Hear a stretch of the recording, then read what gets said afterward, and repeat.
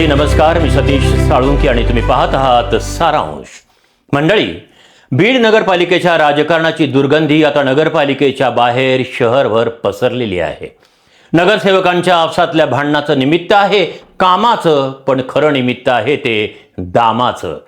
मिर्झा गालिब यांचा शेर मला आठवतो. ते म्हणतात की मस्जिद में बैठ के पीने दे साकी, नहीं तो ऐसी जगह बता जहां खुदा नहीं है. तसंच आता काही नगरसेवकांचं झालेलं आहे. नगरपालिका में बैठ के खाने दे साकी, नहीं तो ऐसी जगह बता जहां से पैसा निकलता नहीं है. प्रत्येक ठिकाणावरून पैसा काढण्याचं काम चालू आहे. मंडळी, नगरपालिकेच्या राजकारणाचा आता धुमाधार दुसरा अंक सुरू झाला आहे आणि तो कोणता पाहूया.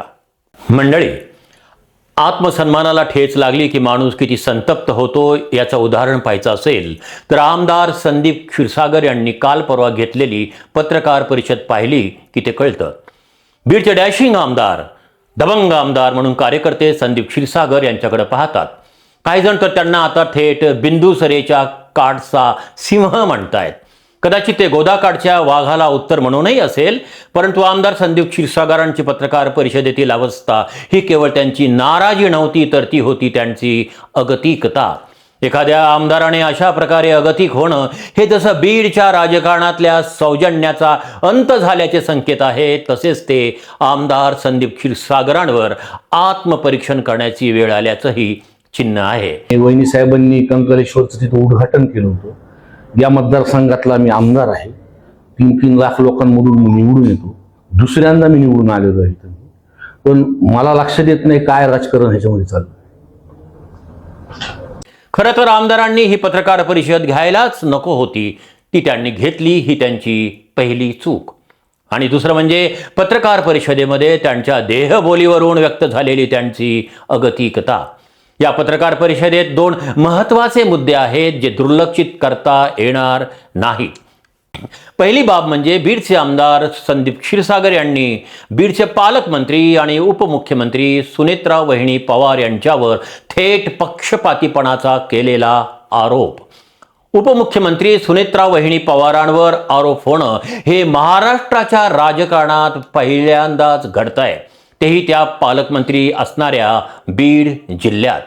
आमदार क्षीरसागर यांनी थेट आरोप केलाय की पालकमंत्र्यांचे पीए देशमुख आणि झरे यांच्या म्हणण्यावरच पालकमंत्री कारभार चालवतात. क्षीरसागर पालकमंत्र्यांना कारभार त्यांचे पीए चालवतात असा आरोप करतात, मात्र त्यांची स्वतःची स्थिती सुद्धा यापेक्षा वेगळी नाही. त्यांचाही कारभार त्यांच्याऐवजी त्यांच्या जवळचे काही मंडळी चालवतात असा आरोप त्यांच्याच काही नगरसेवकांनी नाव न सांगण्याच्या अटीवर केला आहे. क्षीरसागर यांनी जाणत्या माणसाकडे कोचिंग क्लास लावावा अशी अपेक्षा या नगरसेवकांनीही व्यक्त केली आहे. आणि दुसरं म्हणजे मुख्य शासकीय ध्वजारोहण सोहळ्याला आमदार संदीप क्षीरसागर यांना निमंत्रण दिलं गेलं नाही, हा त्यांनी केलेला आरोप. पण त्यांनी सुद्धा समजून घेतलं पाहिजे आणि पीएच्या म्हणण्यावरून कारभार नाही हाकला पाहिजे. नाही, मला निमंत्रणच नाही, तुम्हाला सांगितलं. मला त्याचं सुद्धा निमंत्रण नाही.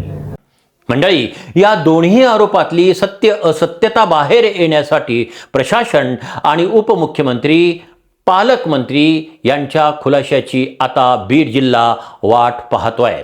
मंडळी, आमदार क्षीरसागर म्हणाले की स्वातंत्र्य दिनाच्या मुख्य ध्वजारोहण कार्यक्रमास त्यांना बोलवण्यात आलं नाही.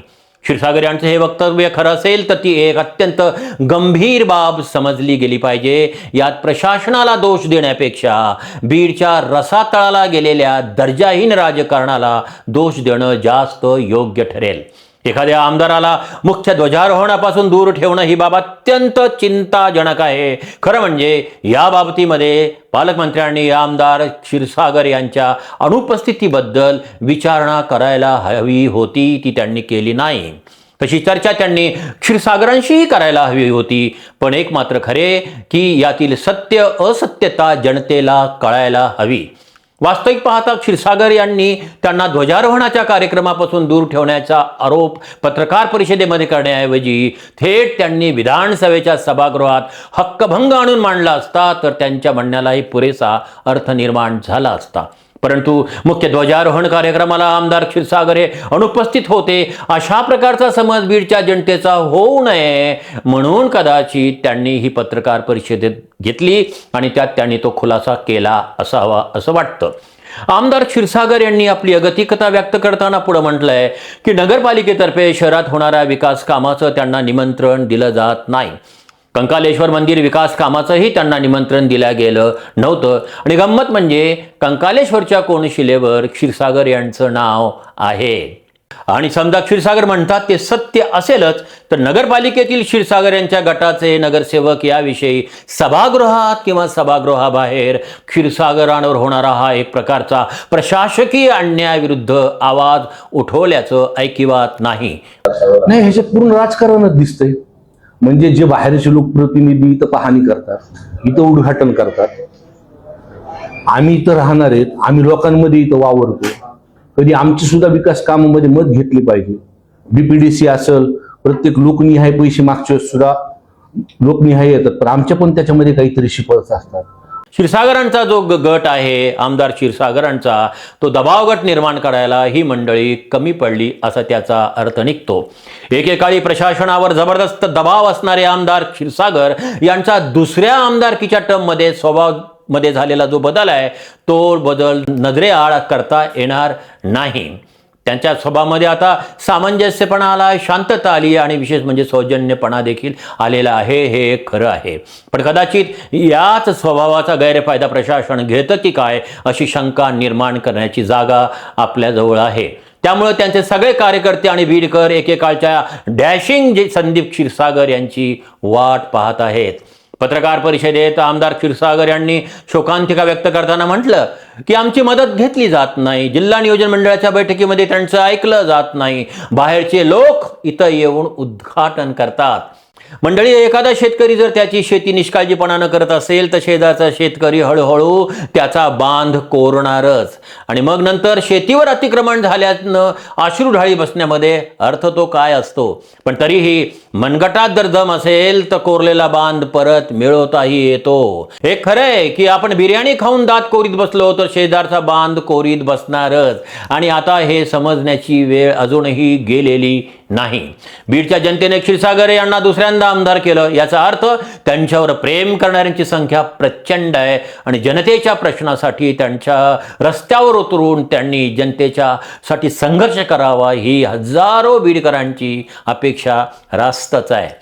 मंडळी, एक शेर मला आठवतो की जमीन पर बैठकर क्यों आसमान देखता है, अरे पंखों को खोल जमाना सिर्फ उड़ान देखता है, लहरों की तो फितरत ही है शोर मचाने की, मंजिल उसी को मिलती है जो नजरों में तूफान देखता है. नमस्कार मंडळी, मी सतीश साळुंके आणि तुम्ही पाहत होता सारांश. तुम्हाला जर हा व्हिडिओ आवडला असेल तर शेअर करा, लाईक करा, कॉमेंट्स करा. यूट्यूबवर पाहत असाल तर त्याला शेअर करा, त्याला सबस्क्राईब करा. पुन्हा भेटूया अशाच एका नवीन व्हिडिओसह, जे तुमच्या मनात तेच माझ्या ओठात. नमस्कार, राम राम, अस्सलाम वालेकुम, जय भीम. पाहत रहा सारांश.